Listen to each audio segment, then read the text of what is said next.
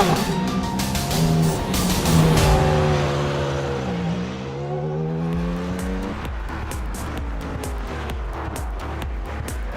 battle for the win at South Boston left the crowd on their feet.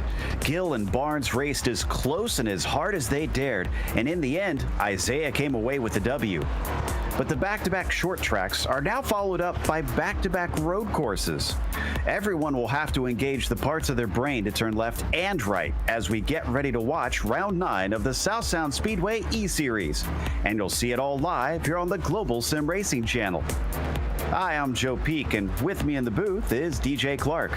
Behind the scenes is our director, Sean Crackers Ambrose, and he's using cameras provided by Dougie Beard. Sonoma hosts today's event, and its history with stock cars goes back multiple decades. Let's take a look at our track guide to learn more.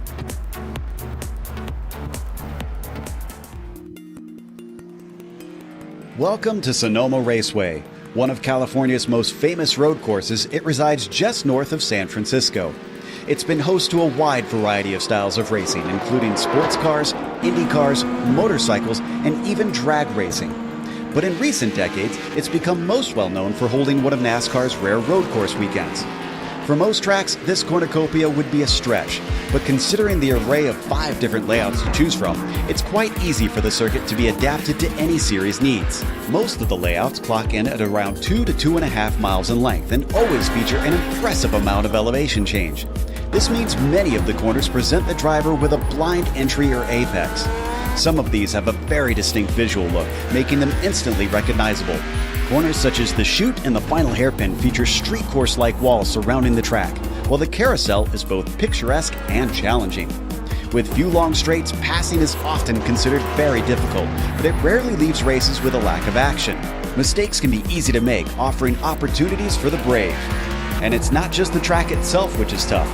The pit entry's narrow path requires precise driving for those looking to make up time and leapfrog their competitors during stops.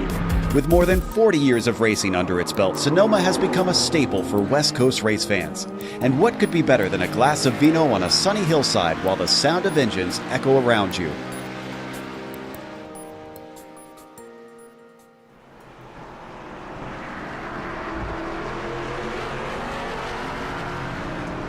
Sonoma, of course, has a multitude of layouts, but with the ARCA cars here, it's one of the shortest that you can run. What can we expect today, DJ? Well, Joe, you hit the nail on the head. We are running the short cup circuit here today, so avoiding that tricky carousel. But I think what you're going to be looking out for today is accident and incident avoidance. You want to be nice and easy and smooth around here on these big, heavy ARCA cars. They are very hard to get slowed down on these big old brakes, so you're going to have to be careful. Watch for a lot of bobbles coming up that always tricky 1-2 complex up, left, right through the hill.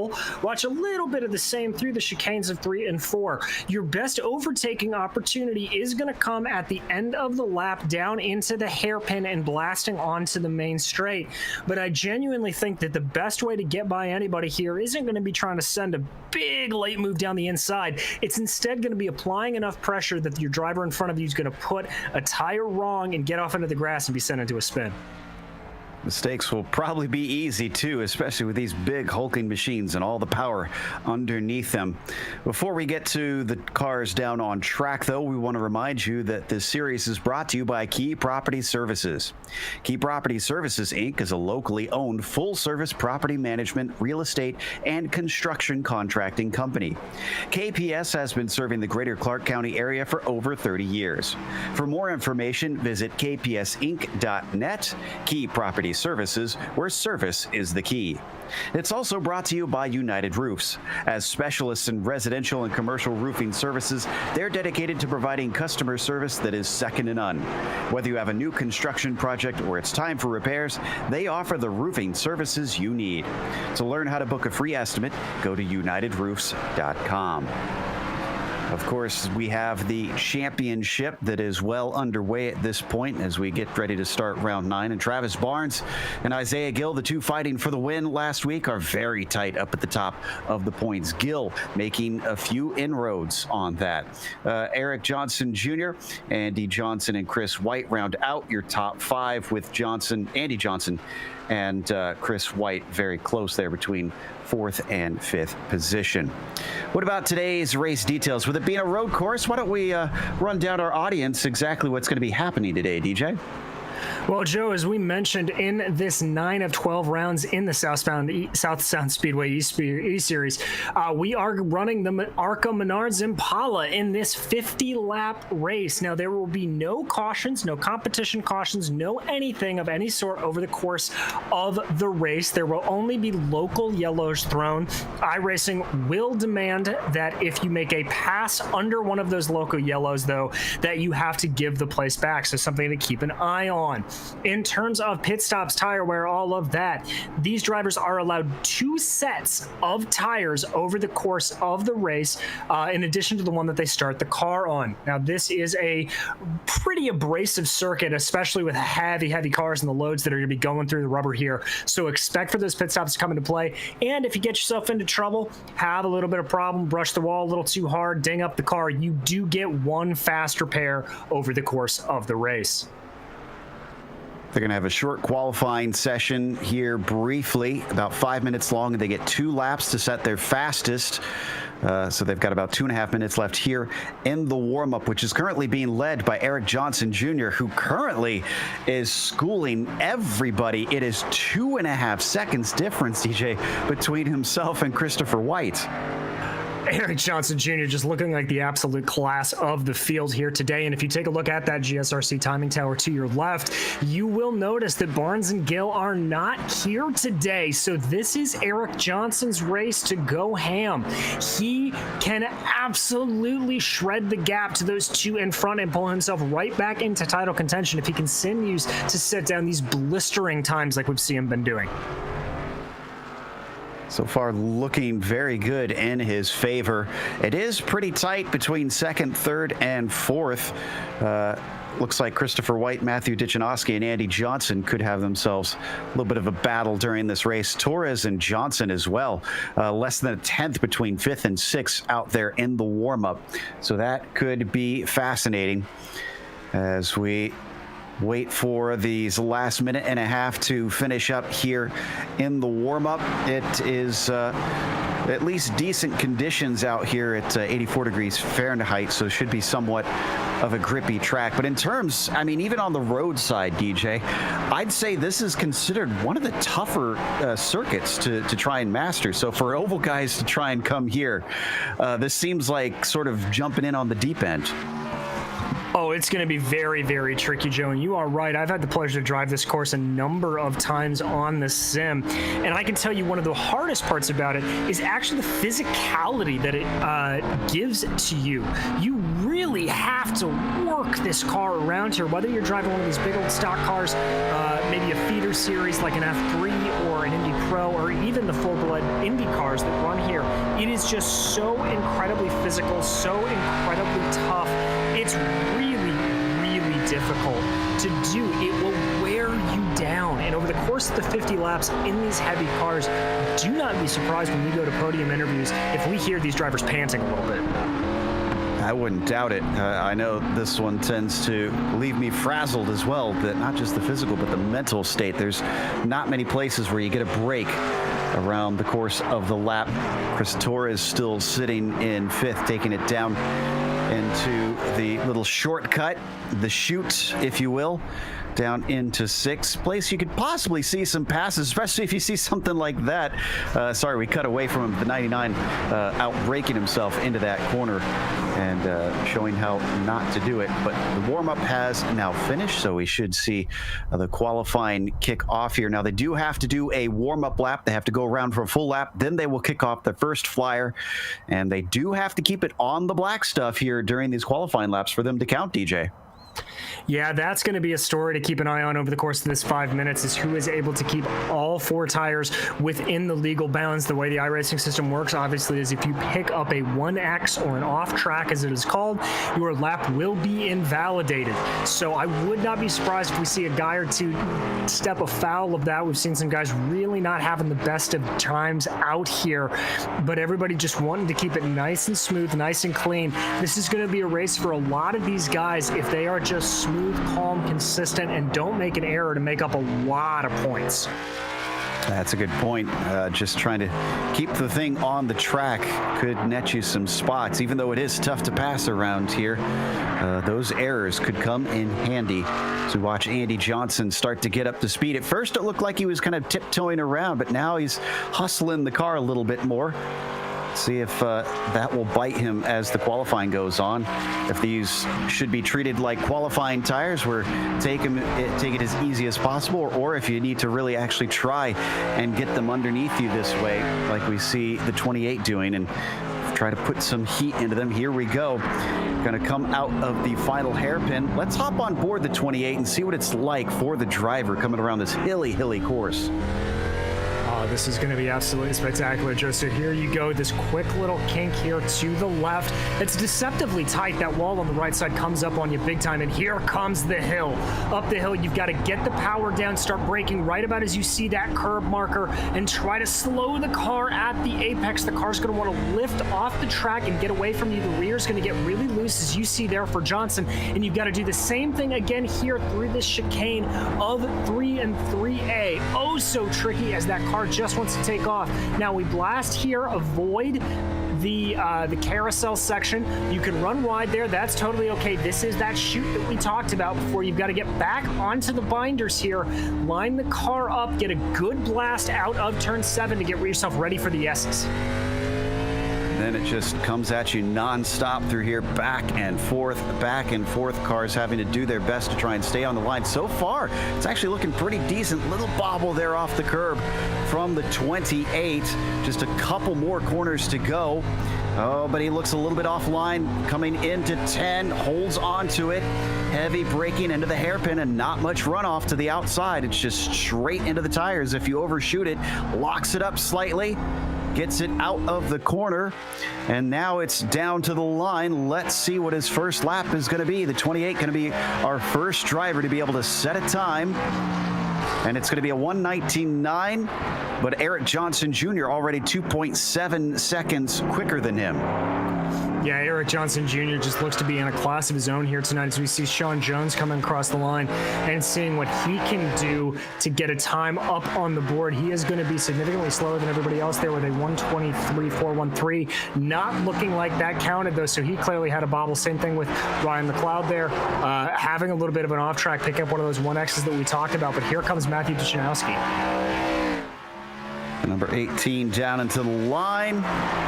And at 1:27.276 for Duchanowski's first lap, but also one that looks like it did not count, as Derek Presley is carrying a little bit of damage, to put it lightly. What about the 83 of Christopher White? A 1:19.8. That will put him up there onto the front row.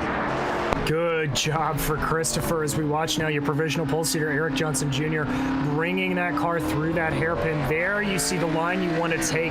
You really want to just kiss that apex, get onto the power as early as possible, as this is one of the longest blasts on the full loud pedal you can do, as he goes even faster with a 1:16 or a 1:17 flat there.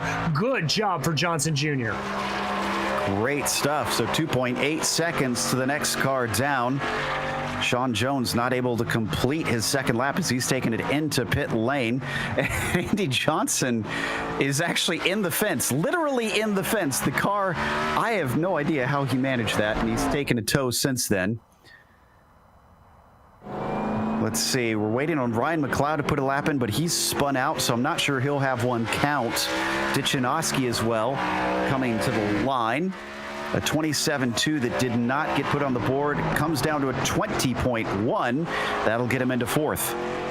It's a good lap, one of the faster ones we've seen run from Duchanowski. Here we see Derek Presley, who very clearly has some damage to that ARCA, but he is going to run out of time, Joe, not able to get a lap in.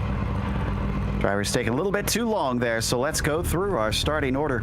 Eric Johnson Jr. put it on the pole by a wide margin, with Christopher White starting in second to his outside. Then it is Andy Johnson starting in third, and rounding out the first half of the field, it is Matthew Duchanowski in fourth. Behind him will be Sean Jones, who's the last driver to set a time, followed by Chris Torres, Ryan McLeod, and Derek Presley, who you saw suffering some pretty serious damage during the course of that qualifying session. Do a quick pace lap around here, then we will get going for 50 laps. This is practically an endurance race here today for all 8 cars that are going to be taking part. And we heard DJ talking about it, just keeping consistent and clean and keeping the car moving will probably pay dividends. Let's not forget they also have a required stop. Now, interesting twist to the rule, they are not required to take fuel or tires during that pit stop. But I highly doubt we'll see anybody take that sort of strategy, as I can't imagine you could do a 50-lap run here on the single set of tires. Not at all, Joe. I mean, you may be able to, but you're basically going to be turning that ARCA into a drift car if that's what you do. So I would expect all drivers to use both of those new sets of tires that they have to try to get around. And with the track temperature still sitting about 84 degrees, you're not going to really have to worry too much about getting those tires back up to speed. That's right about in that Goldilocks zone that we like to talk about, where you've just got to take a couple of corners, a little off throttle, a little bit differently, and the tires will be perfectly warmed up. You'll be able to get back on the power quick and easy. All right, we've got everybody out on the track now and waiting for them to come through on the pace lap. Porsche pace car should be able to, there we go, lead them around here shortly. And we get some beautiful views as they pace around behind that pace car. Now, Dichanowski, okay, for a second, I guess he just took off a little too early. I saw him dropping back, and he was handing some spots back after he left the grid ahead of some of his rivals. He will start this race in 4th, so he is now back into the position he needs to be. In the meantime, we were riding on board with Christopher White there for a moment. And there, Joe, you can see just that elevation change we were talking about when we rode on board during the qualifying. It's one of the things that makes this track so utterly special, is just how much elevation you are covering and the way in which it comes at you. It's a lot of blind crests, blind apexes, makes it very, very difficult to try to get a pass done because you don't know what's going to be coming up around the corner. You've got to be very careful. You've got to be very precise in the way that you do everything. And I think really and truly on this first lap, we have got to be watching what happens in that turn complex. That is going to be very tricky, trying to slow these heavy cars down for that right-hander. Certainly could be. And this area is probably one you won't see too much of this. It's just too wide racing. Pretty single file affair through the S's. But if they can get close, they can try and attack into that hairpin. Now, the other question is who is going to be able to take off once we see the green flag nice and smoothly. Wheel spin could be a real issue for our drivers, especially without the tires up to temperature. Who's got a light right foot? The pace car is now in. Johnson Jr. has control of the field, and he is going to go immediately. No, he checks up. And there's the green flag. Now he is away. As we come to the line, oh, he's waiting all the way to the line, and now he accelerates away. Christopher White takes off and is able to get into second place as Andy Johnson fends off Dichanowski into the first corner. Going to go pretty much single file. A lot of them going wide up into that first turn, though. No changes for position, and everyone's clean. Very good to get through there, running wide. Good of the drivers to be able to get back onto the blinders and control that car. It's so easy to run off into the grass on the left side on the approach. Is now they all funnel their way down into the chute. Starting to look like we've got a little bit of action in there in the back, but backs off of it. All the drivers running in the exact same order that they qualified in as we get about halfway through the first lap. Glad to see patience here, as there's plenty of laps to try and make this all sort itself out. Saw a little lockup from Chris Torres coming into turn 6. The 99, though, was able to hold it together. Oh, and the double lot of Sean Jones just had 2 wheels off in the grass through the S's section. You can see that has allowed Torres to catch up. It has. Torres is going to be closing the door now, trying to see what he can do. Just a quick note that there are 40 incident points here today. That is your maximum before you hit a DSQ. So if that happens, that is something that we're going to have to watch. There goes Torres down the inside of the hairpin. Good move from Torres. Forces that double zero of Sean Jones wide and move Chris Torres up into fourth. Great move. First lap, netting him a position. The 99 now within the top 5. Ahead of them, we've had a little bit of a fight brewing between Andy Johnson and Matthew Dichinowski, and both of them are actually going off right now. The 28 and the 18 taking turn 2 a little too hot. They're going to lose a ton of time, and Chris Torres now sees a couple more positions in his future. We're going to jump back to a GSRC replay here to show you what happened. This beautiful move of synchronicity between White and Johnson. So they were, White and Johnson. So they worked their way up through the hill. Excuse me, it's Johnson and Dichinowski. I don't know what I'm saying. Johnson and Dichinowski get there. Don't exactly get the cars slowed to that apex, and both of them try to get the power on a little bit early. The cars just want to oversteer, and you see them do exactly that, popping out to the side, running over the grass, and allowing Torres to catch back in. But Torres is now fallen back ever so slightly from the 28 and the 18. Still, these four are closest on the track right now. Eric Johnson Jr. 5 seconds ahead of Christopher White, so he is currently unfazed by everybody else. As we come down into the hairpin one more time, Johnson actually covering off the inside a little bit. Oh, and that's going to cost him. He locks it up into the hairpin. Dichinowski peeks under him. Doesn't get the run off the corner, though. And it seems for now the 28 is going to stay safe. It does. Very easy to lock up there. You wouldn't think it would be, but you've been at high speed for so long. Brakes are a little bit cold. Very, very easy to do so. We ride on board through that same section that caught him out. Is big look there for Andy Johnson going wide, almost off the track. Dichinowski now able to catch up behind him, right up behind that number 28's tailpipe as he starts to put the pressure now to Andy Johnson. Another mistake like that, and Andy's going to hand over that third position. Oh, it goes a little wide, bounding over the curbs. 18 can't capitalize as they break down into 6. Doesn't look for it. Stays on the racing line. He's waiting for something cleaner, it appears. And I think that's some good head up for Matthew Dichinowski. You know, we're working lap 3 of 50 right now. He knows it's a long race, doesn't want to push too hard too early. And if he can just keep nice and drawn up behind here through the S's, using those brush brakes, not going too hard, he should have a good run down into the hairpin. He is very, very close. Runs a little bit wider. That's going to allow him to carry a little bit more speed. Is he going to go for the look here, Joe? No, once again, stays right in the tire tracks of the 28. Maybe he's trying to square off the corner. No, a little too much. Unfortunately, he's going to spin it out, and Dichinowski finds himself in the parking lot. Off to the inside of the hairpin. He loses 2 positions from it as both Jones and Torres stream through. That's a bad break there from Matthew Dichinowski. That hairpin, always so deceiving. You think you can get it perfectly, and almost always comes back to bite you here at Sonoma. Let's check in on Eric Johnson Jr. It's up to 8 seconds ahead of everybody at this point. There's the number 14, currently working his way through the S's. We're only on lap 4.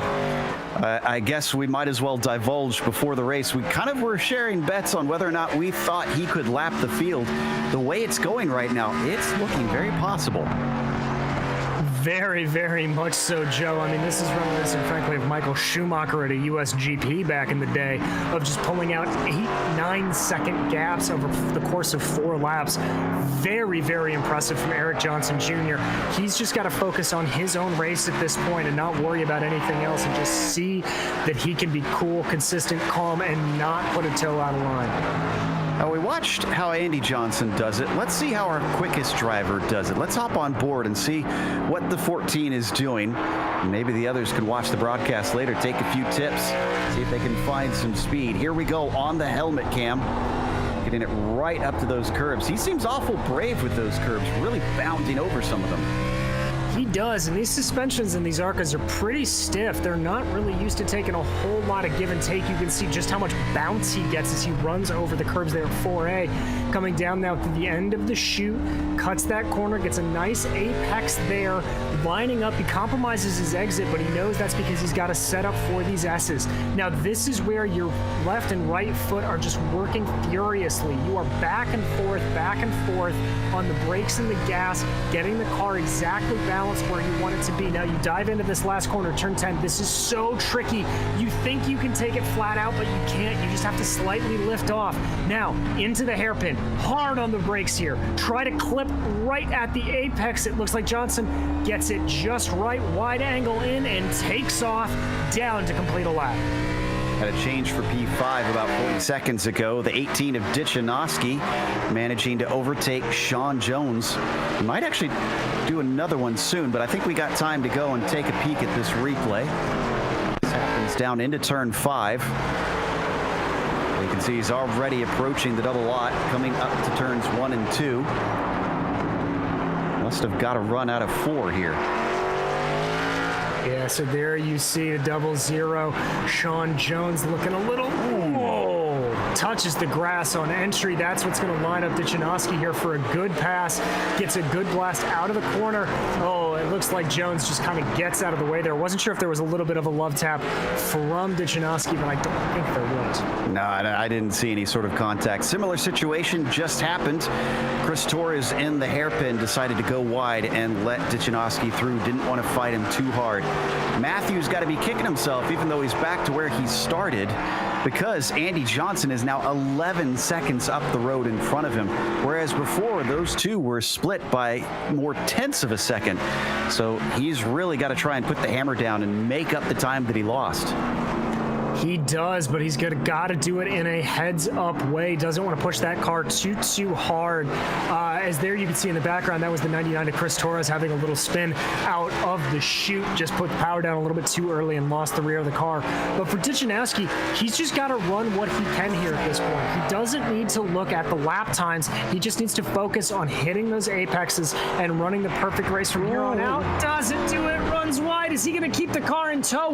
Wow! He does. That's not often you can keep the car from spinning out and slamming into the wall or drifting too wide, honestly. Once you get those two wheels into the dirt, great job from the 18 to keep the car from suddenly finding itself in the tire barrier. The good news is, if he did, he does have the spare vehicle waiting in the pits.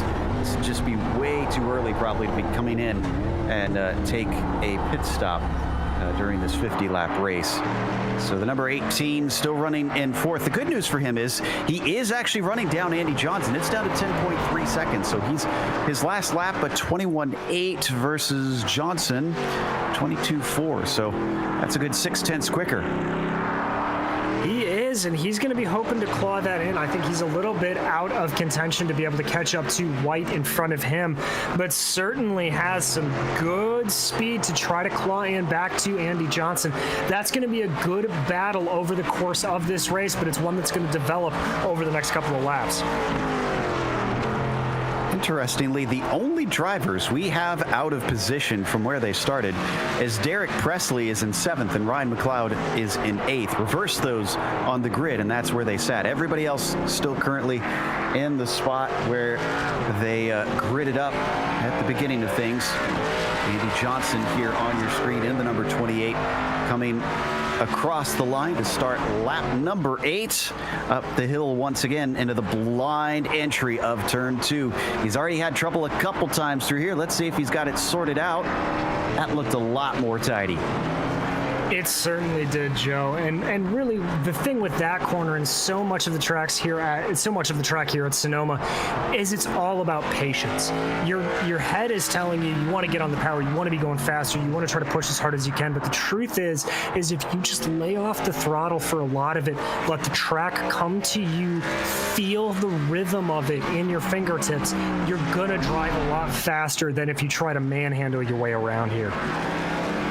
So what you're saying is if you let the track go and it doesn't return, it was never yours in the first place? Pretty much that's it. Whatever idiom you want to take on it. Sorry, I couldn't resist. across the line. Once again, our leader, the number 14, up the hill towards turn 2 himself. His laps comparably. Actually, it looks like he had an off last time. It was 1:21.7. Let me go back and check to see. That was 3 seconds slower.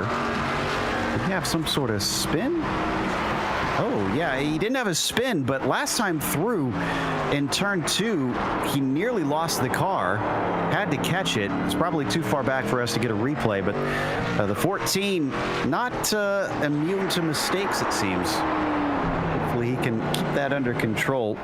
Would hate to see him throw away, which looks like a sure victory even this early on. Meanwhile, we're watching the 83 of Christopher White behind him.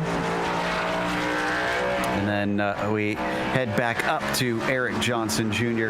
in that 14. See if he can get this one cleaner than Dichinowski did out of turn 10.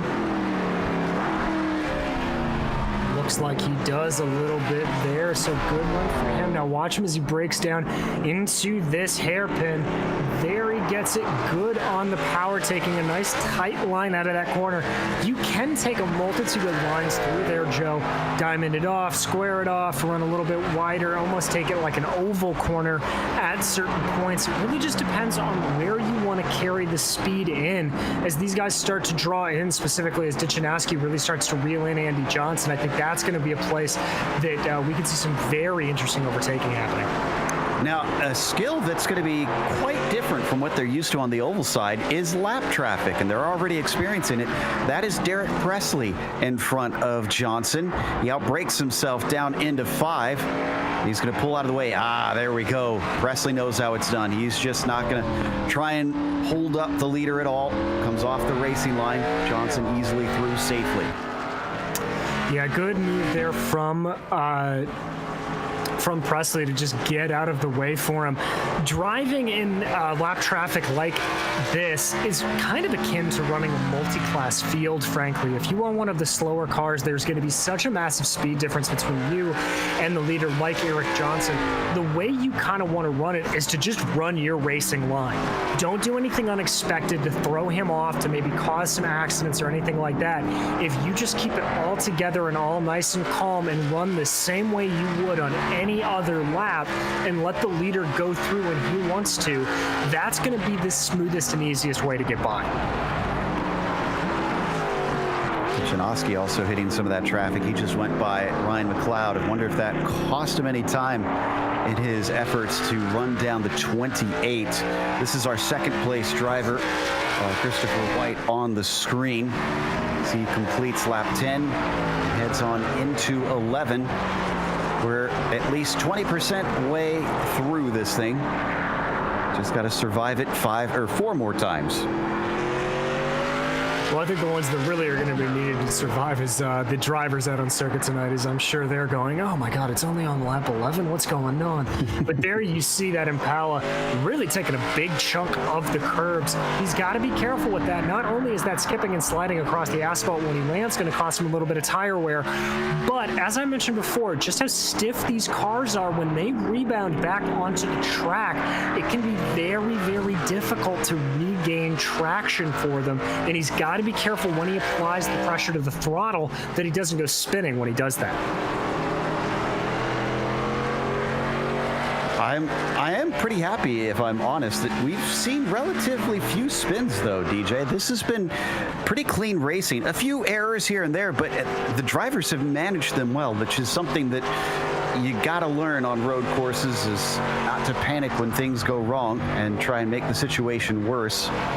As we are now on Andy Johnson coming through the S's. He is absolutely losing time to Dichinowski. It's down to 7.4 seconds between them. In fact, I think Dichinowski on some of these straightaways might be getting glances of that 28 up in front of him.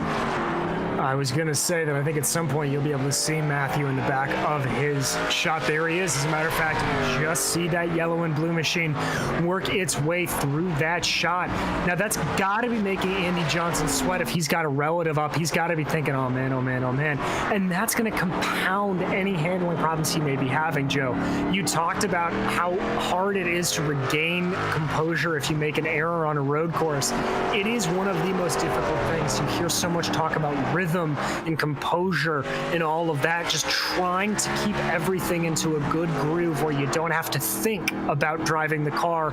You just kind of let it do what it wants to do. Dichinowski, though, is surely focused the way that he is coming back from his earlier mistakes. Remember, Dichinowski did qualify in 4th, so he's looking for a net gain here. And a podium will certainly make him feel proud, especially with the difficulty level that they've thrown these drivers into for today. Just wheel that thing in and around. I do love how these old ARCA cars look. Having grown up on this sort of visual of the stock cars coming around Sonoma Raceway, it just feels right to me.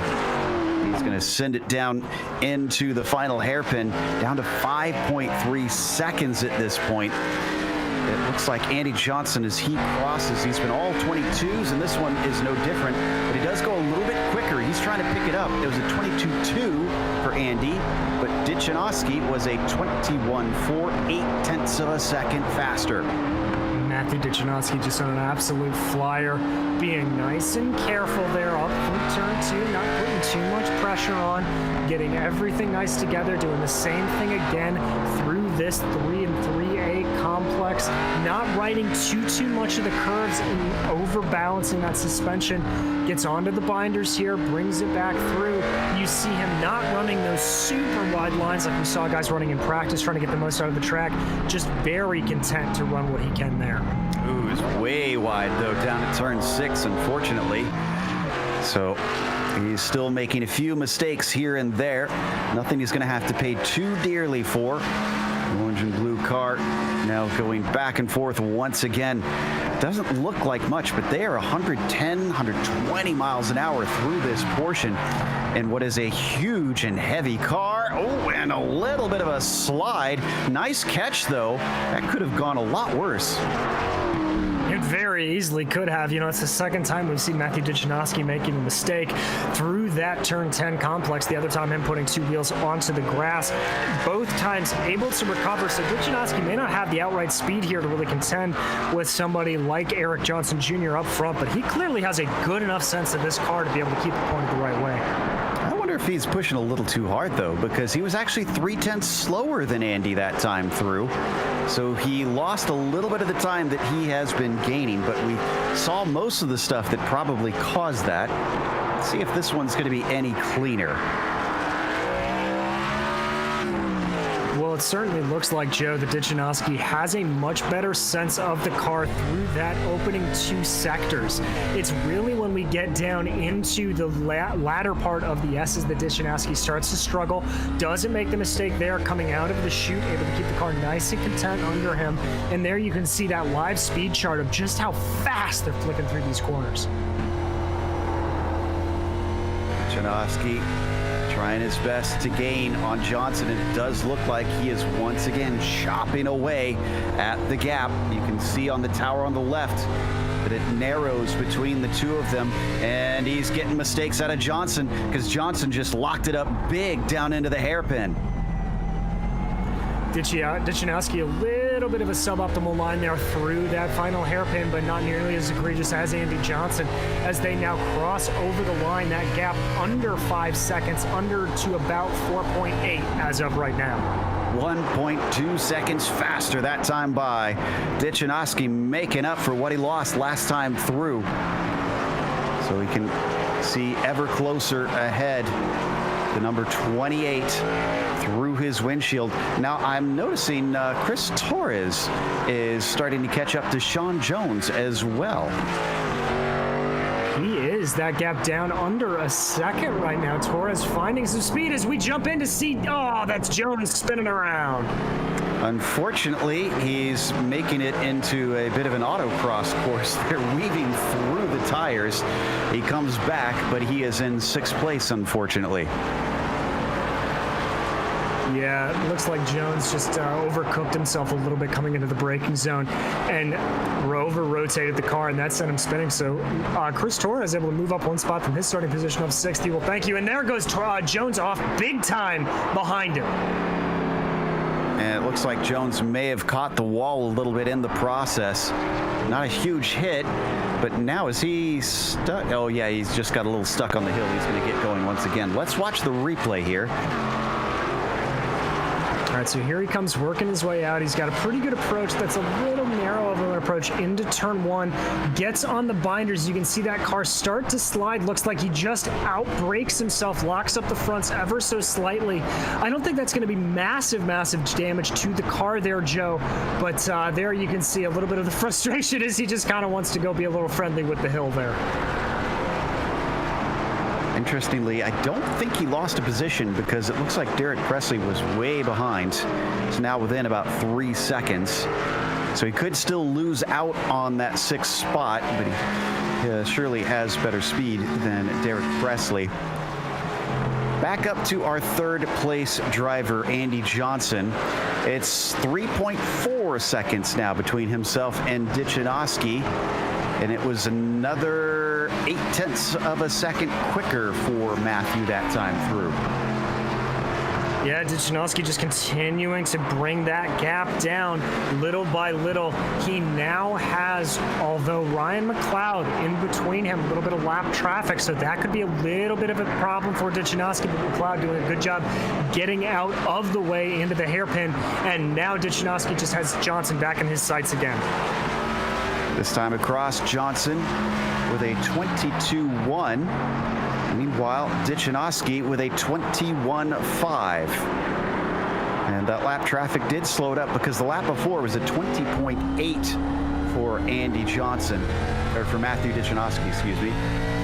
So we know he can dip down into the 20s when he's really on top of things, but man, he's wheeling it now. You can see him start to catch the car sliding here and there. Almost wonder if he might burn the tires out a little bit more than Andy. Yeah, he's got to be a little bit careful with that. And Joe, you know, watching him drive this, he's over pushing the car a little bit, I think. Reminded a little bit of a quote from Jackie Stewart, of all people, at one point talking about this thing, which is he related a story where he talked about how his pit chiefs back in the day would tell him to calm down. You're in the lead. You don't need to go that fast. And so Jackie would back off a little bit. And as a result, he would loosen himself up and go through the course a lot smoother and calmer. And as a result, he would go faster. And his crew chief would be furious with him because they told him to back off. But relaxing, he was able to go faster, and that's what happens. No matter what the car is, Dichinowski goes real wide. I think maybe Matt needs to summon the spirit of Jackie Stewart a little bit, because he definitely cost himself some time. He was down less than 3 seconds, and it's gone up to 4 between himself and Andy Johnson, and nearly gave himself quite a bit of damage there in the final hairpin. Ahead of him, Derek Presley going to have a little bit of an off. He'll stay out of the way of the 18 and let him through. We're actually down to Dichinowski being the last car on the lead lap. Johnson's lapped everybody behind him. And Johnson's about 23 seconds or so behind Matthew Dichinowski at this point, so we've got a little bit of time before he works his way up through here. But for these guys out in front, and for Andy Johnson in particular, he's got Sean Jones ahead of him about a second up the road, and when that happens, Dichinowski's going to have to be the next one to take that into account, but able to get that gap down by 0.2 over the first half of this lap. Once again, watching Andy Johnson. This time in front of him, it's Sean Jones. That's again a lapped car. Of course, it could affect things, not only just trying to overtake them, but you've already seen a few mistakes. Remember Presley going off. Imagine a car having, and there you go, right there, either eliciting a mistake from you or themselves, and Andy Johnson nearly lost it, and Sean Jones is going to lose it himself. So makes it an easy pass. But now, Dichinowski, because that little bobble from Andy Johnson is back to 2.5 seconds. The game is on again. It is indeed, and I was going to say from Andy Johnson, as he was looking to the inside of that 0-0 of Sean Jones, that was a very aggressive late braking from him as Dichinowski goes wide. Yeah, Matt goes off at turn 2 yet again, and he seems to be a little bit cursed here. Every time he gets really close, then he makes a mistake and gives it all back. Yeah, and Andy Johnson has just got to be looking on those relative standings, just wondering what on the wide world of sports is going on there. But all he knows is that whenever Matthew Dichinowski is able to get a good lap together, he is able to close in tremendously. Good run out of the chute there. Now, Joe, we are working lap 24, our leader of Eric Johnson Jr. I would not be surprised if we see a pit stop within the next 5 laps from all of these folks. That's a good point. If they're wanting to split it in half, now it'd be a good time here in the next couple of laps. Johnson doesn't have any reason to do any sort of risky strategy either. Since he does have to at least come in once, we probably should anticipate that this 14 should try and stop somewhere around the halfway point, take some fresh tires, get back out there and get it going. As he comes through turn 10, this is where the pit entry is. This pit entry is another one, though, that's going to require some practice. You can see that it comes in at the hairpin. They go around the outside, and it's very narrow. I am kind of curious how many of them have practiced that pit entry, or if we're going to get some surprises. Well, I certainly hope they have, Joe. It's caught me out more than a few times, I know, as we watch Johnson working his way up through that first turn complex. One of the things that makes it so absolutely difficult is the fact that you actually have a hairpin on pit entry and walls on either side that just would love to say hello to you. So it is incredibly tricky to get right. We have seen so many drivers, whether it is an IndyCar, NASCAR, feeder series, anybody that's come here, I can almost guarantee you I have seen get up into that wall. Coming up on some more lap traffic, couple cars actually, Presley and Sean Jones. And actually this is for position. Jones not able to pull away from Presley, which surprises me. I thought he had much better pace. They're going to be interrupted as Johnson Jr. manages to get by Derek Presley, and now up in front of him is the double lot.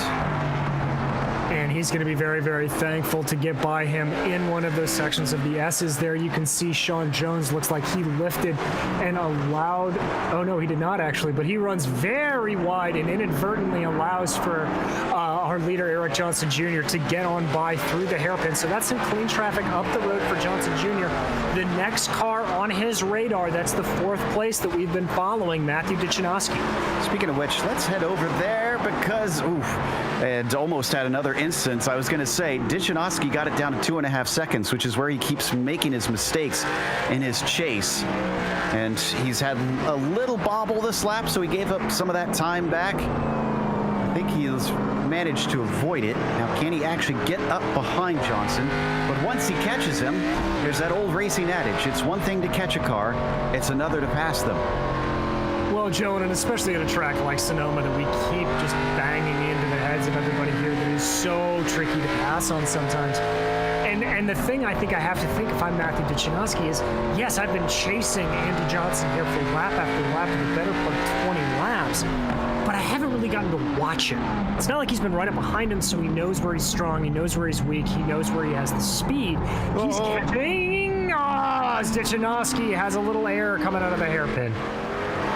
He's able to get back to the course, but once again, it stretches up to about 3 seconds between himself and Andy. He's got to do the work all over again. This is a sort of tortoise and the hare situation. Johnson currently playing the tortoise, but it's like the adage, working out in his favor. It very much is, and Joe, it's something I talked about at the beginning. It's that rhythm, that just running consistent lap after consistent lap, and that's frankly what Andy Johnson is doing. Dichinowski's got the speed, but these errors are costing him, and he is just maybe depriving himself of a podium if he's not careful and doesn't get him under check. Back onto the back half of the course, heading through the S's. Andy Johnson's number 28, just plugging away, staying focused forward, and what he is doing in the car. We look back, and you can definitely see Dichinowski in the mirrors at this point. He certainly can, although that orange paint scheme doing a little bit of a good job blending into the dirt and the dust here of Northern California. It looked like on that last run through the hairpin, though, Andy Johnson had a little bit of a lockup on the front brakes, so that'll cost him a tenth or two. Dichinowski able to get through there nice and cleanly, though, and try to start putting that pressure back on. Back up the hill they go. 2.5 seconds. All right, Matt. You keep making mistakes before. Can you keep it on the track this time? Can you finish the job and actually get to the rear bumper of the number 28? Gets it down to 2.2 seconds as they weave through the chicane of 3 and 3A. Just clipping the curb nicely on this second apex, and then he does the same here and actually takes it very gently up to the outside curb of turn 5. Well, maybe Matthew's listening to our broadcast and just not pushing nearly as hard, letting the track come to him. Looks very calm and collected there through that sequence in the chute. Now he runs through the S's, working his way along. The gap sitting at about 2.1 seconds as of right now. Not seeming to find anything here on the latter half of the circuit. There he goes, down to 1.9 seconds now. Chipping away at it. Break in for the hairpin as we got a pitter. Ryan McLeod looks like he has decided it's time to come and take his stop, and I think he is the first one for a scheduled pit stop here today. He is indeed. There is, you can see that last lap time there. Dichinowski very, very quick, almost a second and a half faster than Andy Johnson. So the charge is on, the game is afoot, and the fun is gone. But here comes Ryan McLeod down pit lane. Some damage to the front of that number 88 machine. So I think this pit stop is going to be twofold. It is both getting those new set of tires and repairing some of that damage. I'm checking to see if there was a hit with the wall recently as we come back to this battle. Let's keep the cameras here. Is he finally getting a little something out of the 28 as he took a lot of curb? But Dichinowski locks up there through the exit of the chute. That'll cost him a tenth or two. But now he lines up into the S's. The gap now down to about 1.28 seconds between the two of them. Dichinowski just trying to put on the pressure. Andy Johnson trying to remain composed. I can report, by the way, that the 88 of Ryan McLeod hit the wall multiple laps ago. That was in 3A, just coming over the crest a little too hot. And eventually came in to get that repaired. Meanwhile, Dichinowski within a second now, going wide at the hairpin. Johnson trying to square it off, but also look at the wheel spin behind him. Dichinowski trying a bit too hard like he has for many laps in this race. They're past the halfway point, and he's finally up with Andy. Can he finally keep it together? Can he finally get by him? He's certainly going to be trying to, Joe, and I can report that Eric Johnson Jr., our leader, has decided to come down pit lane right at the halfway point of this race. But we focus in on Matthew Dichinowski still working his way across. Good there not to take too much curve. The gap down to about 1.18 seconds between the two as they start to close in on Chris Torres, lap traffic ahead of them. As we rode on board with Matt down to turn 3, that car got super, super loose. He kept it from spinning out. Oh, but he's going to lock it up slightly into turn 6. He's up to 1.7 seconds. It's starting to go away from him now. I almost feel like this is where that road course mentality, that road course strategy might help. I mean, if you were in Matt's position, wouldn't you think, okay, let's go in for fresh tires, get clear track, and just leapfrog him? That's exactly what I would do, Joe, but I think there may be a part of him. The driver into a big lock up from Andy Johnson as he tries to go to the inside of Chris Torres. That's going to allow for Dichinowski to catch right up behind him, but Dichinowski a little squirrely off the line, not going to get the exit that he needs. That gap now down to about 1 second. Christopher White also in his pit. Eric Johnson Jr., by the way, with his stop, didn't even lose the lead. That's how far ahead he was. White is going to fall down to at least 4th before he returns to the track as we watch this fight for what is now actually 2nd place. Johnson promoted from the pit strategy. Dichinowski is well off the track in 3A. The 28 finally showing cracks in the armor. Now this is where it's going to be all down to Dichinowski there as Johnson goes very, very wide, running over a lot of that curb. Dichinowski doesn't want to try to be too aggressive here, able to get out of the chute well. That's the first time we've seen him do that in a couple of laps. Now he just wants to keep this nice and composed through the S's and maybe see what the run presents to him down into the hairpin.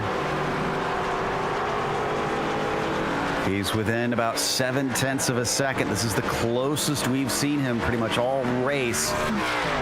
Oh, and taking it very hot down into turn 10. Can he hold on to that time? It looks good. He cuts it down to 0.6 of a second. Now they break for the hairpin. This has been the weakness for both of these drivers, coming off of this slow corner and easing onto the throttle. That looked a lot smoother, but Johnson may be a bit smoother as he extends the gap up to 1.1 seconds. Yeah, Matthew didn't exactly get the best escape off of that corner. Looks like he just tried to blunt the momentum a little bit, carrying it wide. Slows the car down well for that turn 2, though. Nicely done there, but Andy Johnson now starting to pull ahead again, that gap up to 1.4 seconds. Really think, especially since we're past halfway, I feel like Matt is giving away a good opportunity to duck in, get the fresh rubber, and overtake Andy Johnson. He's just really caught up in this battle, it appears. Another puff of smoke from the 28, braking for turn 6, but manages it well. Meanwhile, Dichinowski, too much inside curb, once again slows him up. Yeah, that certainly hurt him there, but now he comes through the S's. This has not been his best part of the track. Dichinowski, that is. Johnson seeming to do relatively well through there. You watch Johnson now power through that tricky turn 10. He's able to get it nice and collected, doesn't run the car too wide, lines it back up. I think it may have been a little bit of a fake out to try to make him think he was going down the pits. He's able to get a good run here through the hairpin, houses pressure out of it, looks good, not a lot of wheel spin. The same can't be said for Matthew Dichinowski. He got some definite spin coming off the corner. Well, I noticed that he is just hugging the inside of the corner all the way around, whereas it seems that Johnson has kind of squared it off. So I wonder if Matt also needs to potentially pay attention to what that 28 is doing. I think he does, and if I'm Matthew Dichinowski, if I'm looking at this in a sort of strategic way, what I'm really going to be wanting to do is maybe trying to take an earlier apex than that. He's trying to hug it the entire way, but if he's able to move that apex into the corner a little bit closer to turn in, get onto the power a hair earlier and let the car just run out, that could be very, very effective for him. He's not carrying as much speed as Andy is down from the S's, but getting the blast down the front straightaway, that may be the answer to his woes. Still hanging back. Oh, and we got a car wrecked at the side. That's Ryan McLeod with more woes today. He runs into the tire barrier through the S's. I think he got, well, no, it doesn't look like he got much damage. Let's take a look at the replay. How did he avoid this? Because I thought he hit pretty hard. I thought he did too, so he has a little bit of a bobble there. Looks like a big lockup coming out of the chute. Tries to get the car back under him. Joe, it honestly just looked like that thing was never really comfortable after that lockup. He does hit that tire barrier there, but it doesn't look like he hits it with enough of an impact to really do damage. Was able to get onto the binders fast enough to really blunt any major momentum. So he's still going, but unfortunately he's 5 laps down from the leader right now. The battle for second is back to 0.8 of a second. 28 still leading the 18. Both of them have been swapping decent laps between them. But Matthew Dichinowski, who has had his eyes on this spot for the entire race, has not yet been able to overtake the 28. Ooh, he's strong on the brakes this time down into turn 6, though. That was very mighty. That's the best I've seen him take that corner today, Joe, and he's able to get that gap down a couple of tenths. Really now starting to line up behind Johnson through the S's. Now, we haven't really talked about this all that much because we are running stock cars here today. We're not running the open wheelers where you have to deal with a lot of aero wake and dirty air. But that said, these cars do generate a decent amount of downforce from the splitter and from the rear spoiler. And with the car in front running through the S's, disrupting the air, that will make it harder for Dichinowski to follow, but having no problems following there through the hairpin. Good run, but once again, loses a little bit due to wheel spin, but that gap now down to 0.5 second. Looks better than his previous ones, even if it wasn't perfect. He's within a few car lengths at this point. Oh, and he was tucked way farther to the left side than the 28 was coming into turn 2. Once again, chopping down at that gap to 0.5 of a second. He is just trying to do absolutely everything he can do here. And I've been watching his hands on the wheel a little bit, Dichinowski. That is, he's really trying to, looks like, be smooth here. I think he's heeding our advice, Joe, not trying to make any too aggressive of maneuvers. Good job in that corner, taking the car very wide. Oh, but takes a little bit too much curb off the exit, and that's going to cost him a couple of tenths. Once again, the wheels get off the ground as they pop over that curb. It heads back up to 0.9 of a second between the pair of them. This has been our closest battle for much of the race, and we're down to less than 20 laps to go here for today. They are well past the halfway marker. Still, neither of them have come in for a scheduled stop. And neither of them doing so here. Now let's see how Dichinowski's able to handle this corner. Still taking that super tight line. And there's that wheel spin again, Joe. That tight exit is really what's killing him. I think that entrance line is perfectly fine, but he needs to straighten out the car a little bit more on the apex and not try to hug that inside curb on exit. And to give an idea of why we keep harping on the tires and the pit stops as he finally gets to the inside, is this the move he's been waiting for 30 laps for? Yes, it is. Dichinowski with a surprise maneuver up into turn 2. Just completely blindsides the 28 and takes that second position away. I got to give credit to Matthew Dichinowski here. This was a mega move from him, super late on the brakes. Watch him here as they work their way up the hill. You can see Johnson starting to brake, and Dichinowski says, I'm going for it. Dives it down the inside, is able to get the car slowed, carries the momentum on the inside, and just gets the power down to absolute perfection to pull ahead of Andy Johnson. So massive, massive kudos to Matthew Dichinowski and move him up to second place.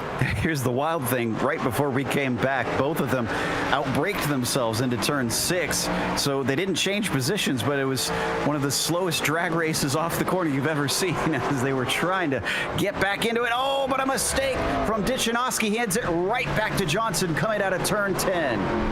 Oh, so the battle continues here, Joe. Dichinowski's luck just not on his side today as they come across the line to complete lap 31.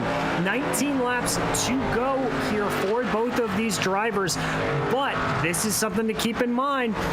Eric Johnson Jr., 7 seconds behind them, and these guys have yet to pit. Oh, as Dichinowski almost comes into the back of Johnson.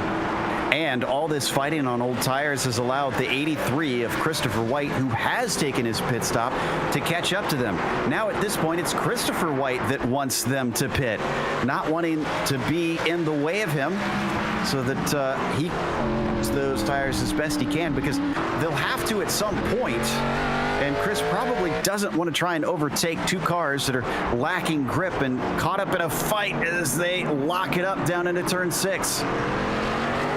They lock it up, and Christopher White now is going to try to push his advantage. You are going to see here the advantage of that fresh rubber that he put onto the car. Oh, right up behind Matthew Dichinowski there. Good of White to be able to back off and not get into the back of the number 18. But watch him here.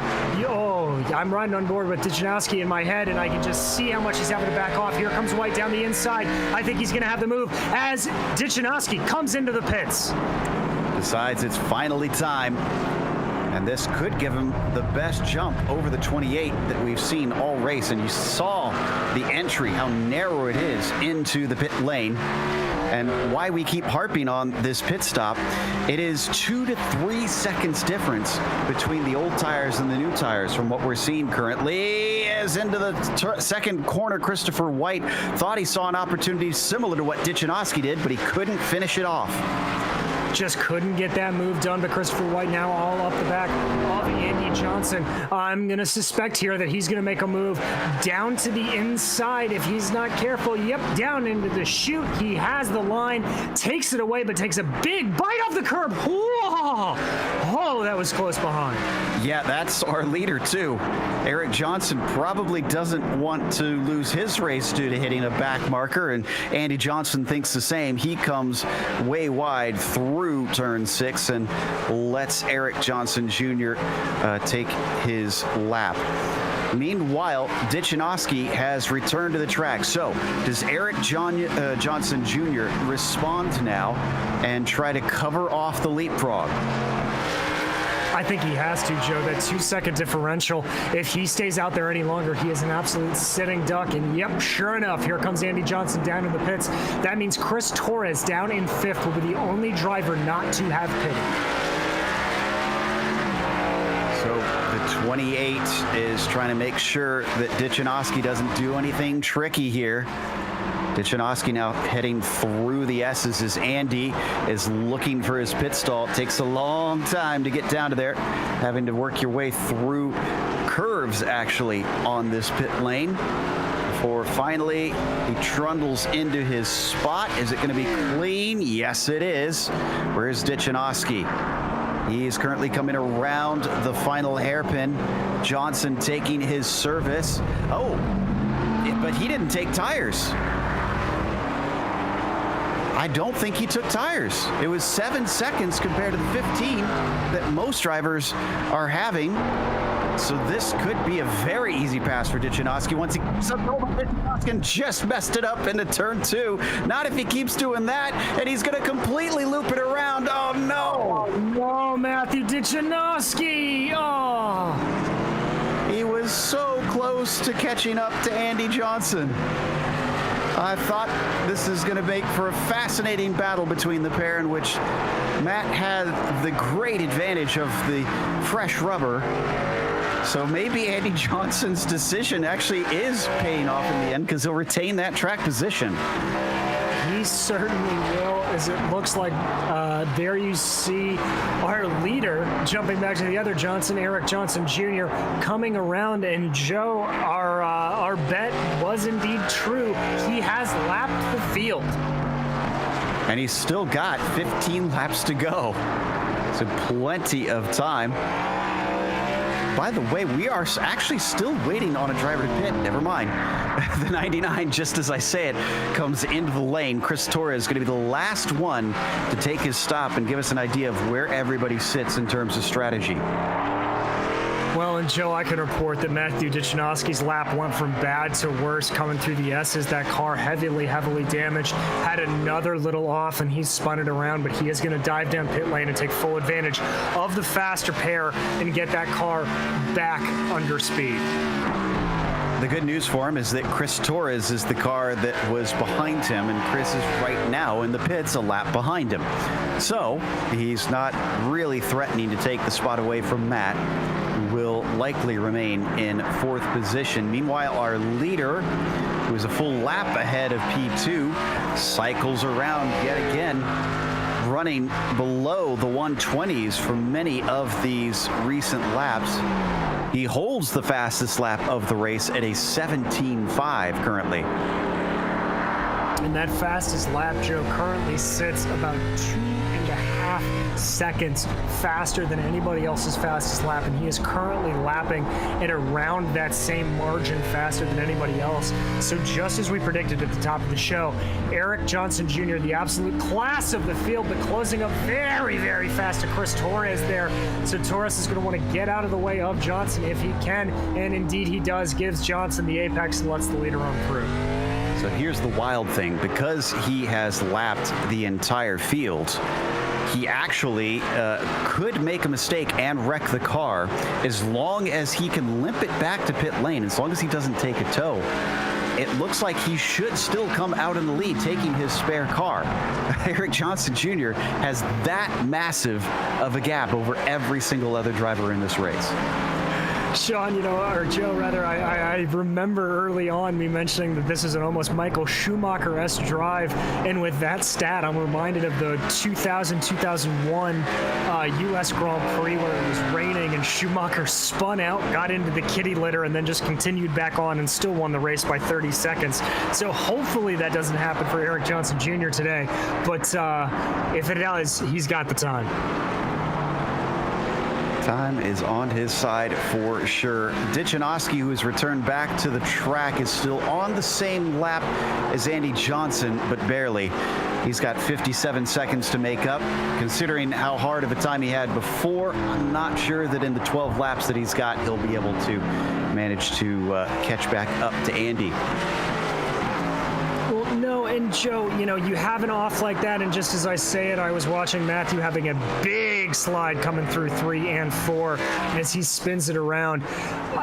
It's one of those things that, yes, you can get a faster pair done in one of these cars, but if you make a big error like Matthew did, really ding up the car, that not only affects your ego, it affects your psyche. You get into your own head. You start second guessing everything you're doing, and that rhythm that we talked about, that consistency that you want to put in, it just falls by the wayside. You really and truly lose grip with the car, and it is so difficult to get it back under you and to get back to the pace that you were running earlier. Well, it certainly seems like later on we're seeing a lot more spins than we did earlier, so I suspect you're right. It seems like drivers finding the mental fortitude that they thought they had not quite up to speed here. And they are making mistake after mistake here late in the race. Who can minimize those to net themselves a good finish? And a few of them were talking about it before the race here, DJ. Just simply get some points for the championship.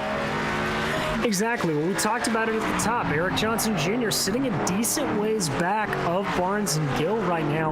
The win here today will propel him up the standings and really make this a three-way battle for top spot. White, Johnson, Dichinowski, all of these guys, they're going to pull in some very, very good points. And I think we're going to see an absolutely insane battle start to develop for those 4th and 5th spots after today's race. No doubt on that one. As we come up to more lap traffic ahead of Eric Johnson Jr. This time Sean Jones just in front of him in the double aught. Looks like Sean going to easily pull off to the side, getting plenty of practice on that one as he's now 4 laps down from the leader with that overtake. Figuring out how to be polite in the lapped positions to let the leader through. Next time by, it's going to be 10 laps to go in this 50-lap event. I will say, you know, we've been talking about the difficulty that the drivers have been having. It is 8 cars who started, DJ, and it is 8 cars that are so far looking like they'll be able to finish. That is a testament to the determination of these drivers here today. It really is an impressive showing, Joe. And as we say it, we jinxed Matthew Dichinowski. He loses it coming into turn 1, makes massive contact with the tire barrier, and takes a tow. I think this may be Matthew's day done. Oh, no. Yeah, just unfortunately got himself right into that tire barrier, and the left front was hugely damaged. So he is now sitting in pit lane. That will definitely allow Chris Torres to get by him, because even if he took repairs, by the time he does, the 99 should be past him. He has a lap to make up, and he very much appears set to do it. Our leader once again on screen in the 14, officially now down to 10 laps to go. And there you see him ticking away those times. But to the point you made, Joe, about everybody finishing here, it really is a mega testament to the skill in this South Sound Speedway Esports Series. It is very, very tricky to get around here and to not bin it, and no matter what car you're driving. And like I said, at this point, 10 laps to go, these guys are tired. You talked about the mental fortitude that they have to be able to do this. Also the physical fortitude. Even if you have the force feedback settings turned way down on your wheel, this still is going to make your forearms hurt. This is a track that punishes you both in the sim and in real life. As we now ride on board, let's listen to what these ARCA cars sound like. Beastly machines around Sonoma Raceway.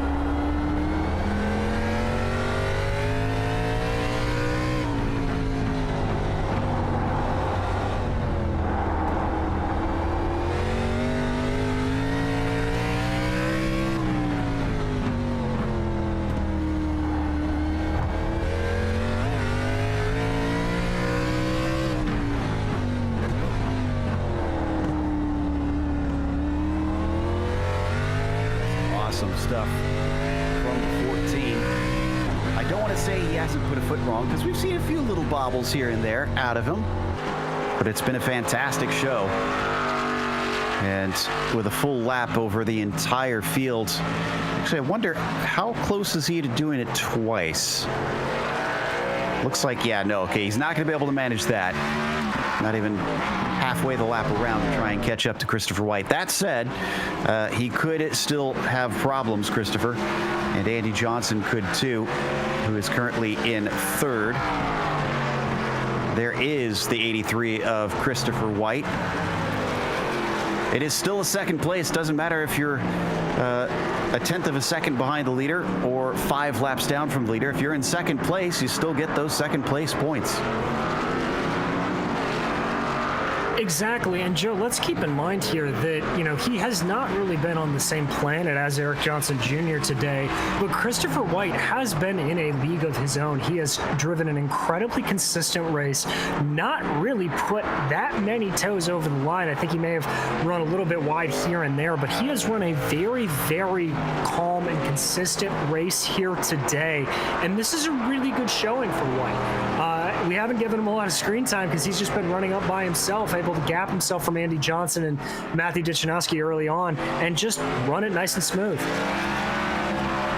That car in front of him is Derek Presley. The Krispy Kreme donut car should be able to let him by.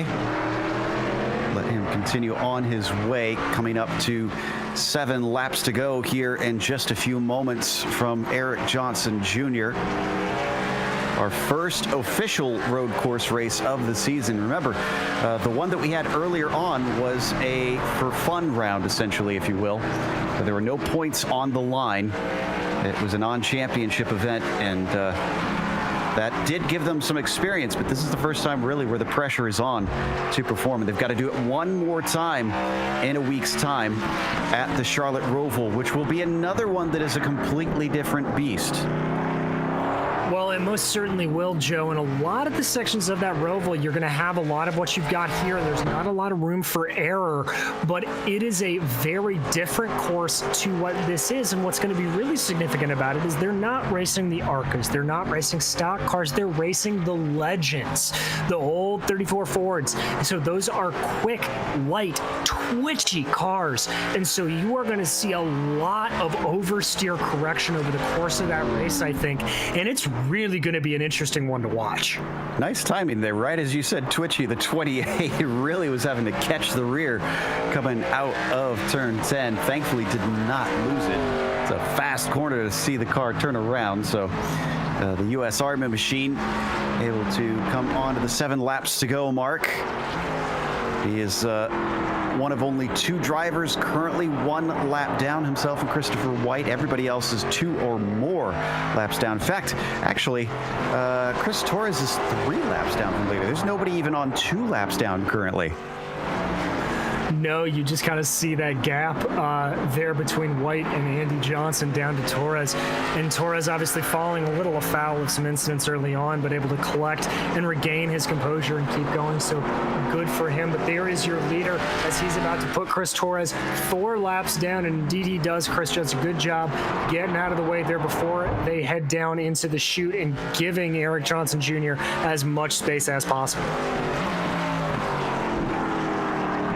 This has got to be at least somewhat of a blow to the egos of all the drivers that Johnson has been up against today. Of course, they knew coming in, and he even said it last week. Eric admitted that he considers the road courses one of his stronger suits.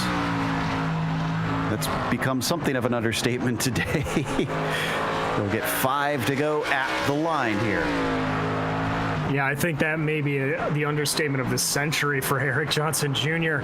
But looking on again to next week, with this dominant pace that Johnson has been able to put down, I'm really hoping that schedule conflicts are able to clear up and that we are able to see both Isaiah Gill and Travis Barnes back in the seats to be able to put a challenge to him, because I think that can be a very fascinating battle, and hope those guys' schedules are able to be good. I almost wonder if this is going to become a sort of Montoya-esque situation. I'm trying to check my stats here, and I don't think Eric Johnson Jr. has won yet this season. Is the road course going to be his first time in victory lane? It very well might, as I'm racking through my brains, Joe, and I do not think he has picked up a win thus far. So, I mean, he's got, a three-part name. We might as well call him Juan Pablo Montoya. That's a good point. So the 14, clearly the Roadmeister out here in the South Sound Speedway E-Series. Of course, I would not be too ashamed of that myself. I always want a win on the oval side. In fact, I'm sort of in a similar situation. I don't have an official oval win. I've only won some of the unofficial series on the oval side. And all of my wins have come on the road courses. But with now 4 to go, Eric Johnson Jr., no matter who he relates to, will be able to celebrate a victory pretty soon. I can report for fans of Matthew Dichinowski, he has recently gone down to 8th position since his retirement. Ryan McLeod finally sees a spot up. He's into 7th now. Well, that's a little bit of a silver lining there for Ryan. He'll be happy with that. But in terms of Eric, a little bit of oversteer there coming off of that turn 3A complex. So this race clearly not on completely lockdown for Eric. He's still having to fight the car a little bit around here at Sonoma. Sure, he'd want to keep it nice and spick and span when he brings it to victory lane. As that is Christopher White that we're watching in the 83. The other thing that I find fascinating about these cars, and honestly all of the stock cars whenever we take them to road courses on the iRacing service, and this happens in real life, is just how much suspension travel the things have. You can really see the nose rise and fall as they brake and accelerate. Look at that.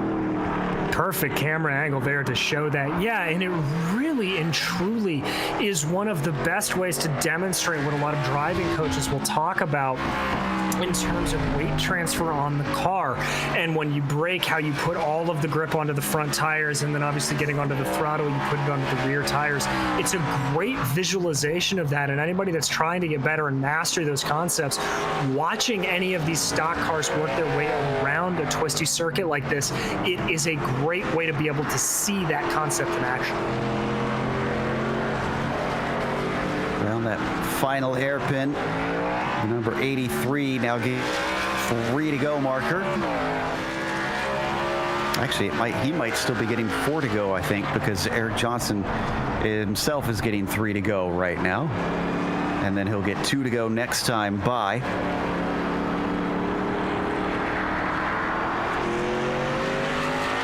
And there you see from Christopher some of that calmness that I was frankly talking about. He was very late getting onto the throttle out of turn 2, really waited until that the crest of the hill has completely gotten away from him to get onto that loud pedal, minimizing wheel spin. It's not the fastest line through the corner, but it is certainly one that is going to keep him on the road at all times.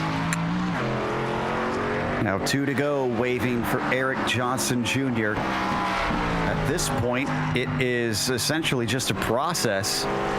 I mean, once he gets that 1 to go, unless he wrecks and just stays put, I mean, nobody can overtake him from there. He's basically just got to limp the car home because he's a full lap ahead of everybody else on the track. And even though he might have a bit of a joke on the back of his car, he has been looking deadly serious about today's race, to the point that nobody's held a candle to this black and orange machine. Is he going to be able to lap anybody else?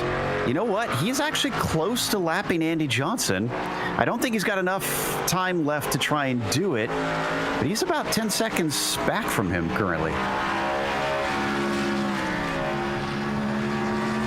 Yeah, he is, and, you know, truthfully, if I'm Eric, there's the racer in me that wants to get that on and see if he can get the pass done.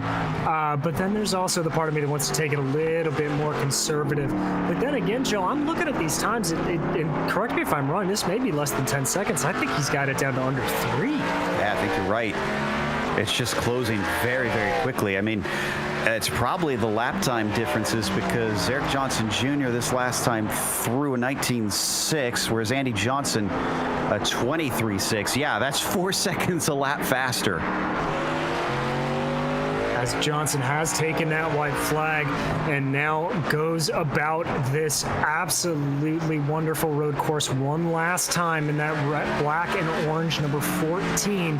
Just wants to get through this lap cleanly one more time. One last time, makes his way through the chute, running over those curves, misses those tires, and lines it back up on the binders again and into the S's. Johnson spinning the wheels up. Tongue don't fail me now. Coming off of turn 6. And I think he might actually get lapped. This kind of depends on what kind of mood Andy's in. Does he just want this race to be over with? Or does he want to try and finish at least 1 lap down and not 2 laps down? He's going to catch him in the final corner. Eric Johnson Jr. sizing him up. And Andy actually defends. He doesn't want to be overtaken. He wants to, no, but he's going to give it up. He outbrakes himself. He's going to finish 2 laps down. Eric Johnson Jr. gets 1 more the last time through as he wins in incredibly dominant fashion here at Sears Point. You gotta love that little drift that he threw coming out of that final turn 12, just having a little bit of fun with the car. But now we watch second place Christopher White a lap down, but coming through the S's here to take the checkered as well. A good second place for Christopher. Yeah, and remember, our podium's already solidified. Andy Johnson, who is 3rd, has already finished since he came in behind Eric. So Christopher just cruising down to the finish line ahead of Sean Jones, who is multiple laps behind him. Podium today for the 83 and well earned. So he'll nab those points. That's going to be the last of our cars trickling across the line here. So we're going to go to a quick break. We'll come back with the unofficial results as well as driver interviews. So don't go away.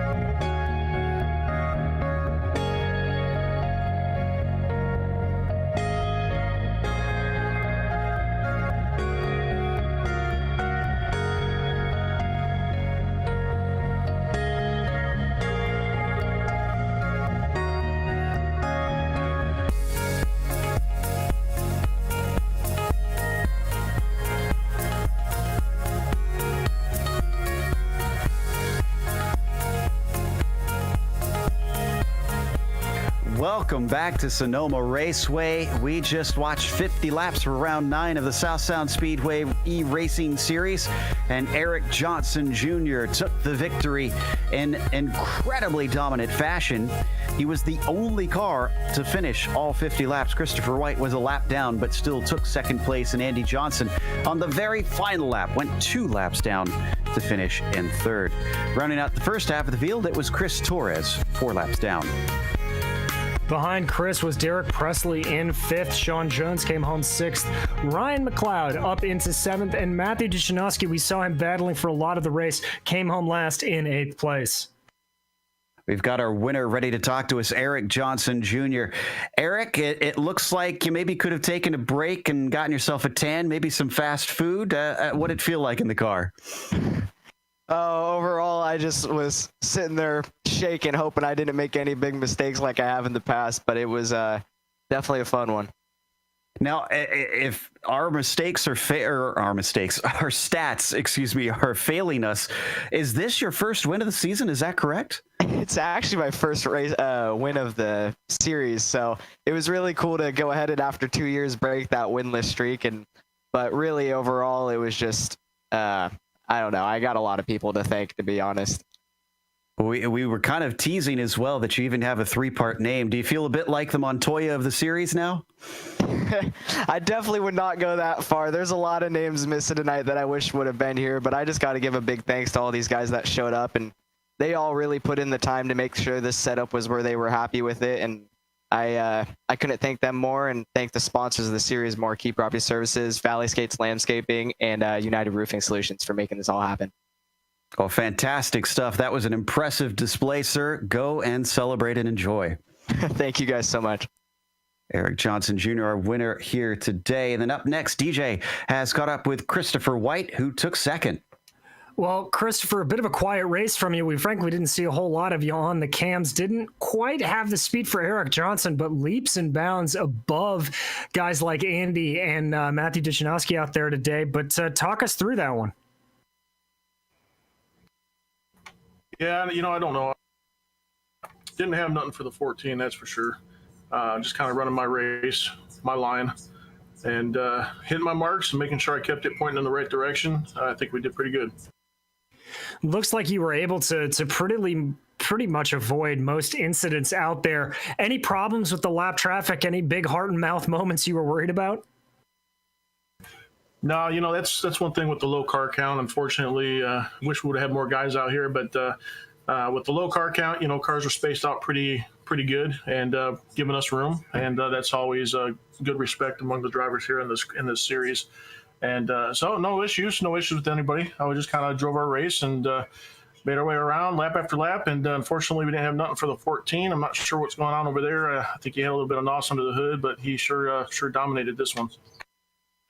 I think that may be an understatement a bit, but we're headed to another road course next time out, running a little bit lighter cars in the Legends around the Roval. How do you think that's going to play out for you? To be honest, I think it'll fare well. I've been doing pretty well with these Legends cars. Haven't really driven them in years before this season started, so getting back used to driving those, and I think it's going to fare well. I like road courses. Road courses are fun. I came into this one. In fact, earlier Eric and I were visiting with Sean and working on his baby grand car and kind of talking about this race. I think road courses are one of my strong suits, and I'm kind of dumbfounded, speechless a little bit here because I thought it would have had something for the 14, but unfortunately we didn't. Well, we will be watching for you next week, and maybe we can turn the tables a little bit. But Chris, before we let you go, anybody you need to thank here tonight? Certainly you guys up there doing the broadcast, appreciate what you do, and definitely everybody that showed up and actually came out here to race and give us a race to run.